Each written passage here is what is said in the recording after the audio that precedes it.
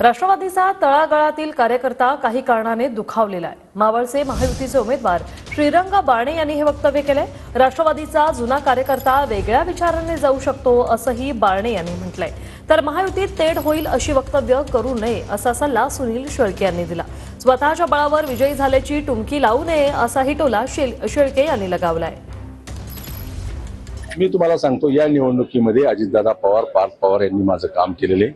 काही प्रमाणामध्ये राष्ट्रवादी काँग्रेस पक्षाच्या तळातला कार्यकर्ता तो सुरुवातीच्या कालावधीमध्ये काही कारणाने दुखावला होता, तो तसाच राहिला आणि म्हणून काही मतदार हा वेगळ्या विचाराने जाऊ शकतो आणि म्हणून जर तसं नसतं झालं तर समोरच्या उमेदवाराचं डिपॉझिट पण राहिलं नसतं, अशी परिस्थिती निर्माण होती।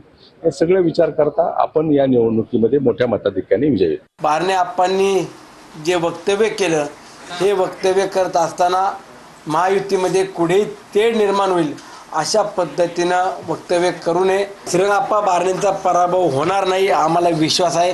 नक्कीच ते किमान 1.5-2 लाख मताधिक्य घेऊन विजय होतील, परंतु विजयाचं श्रेय हे माझ्या कर्तृत्वावरती किंवा माझ्या स्वतःच्याच बळावरती होते। अशा पद्धतीनं आपलं स्वतःची टुमकी लावणं योग्य नाही। सर्वच पदाधिकाऱ्यांनी कार्यकर्त्यांनी झोकून श्रीरंगाप्पा बारणे यांचं काम केले, त्यामुळे त्यांनी कुठल्याही कार्यकर्त्याला विसरू नये एवढीच माझी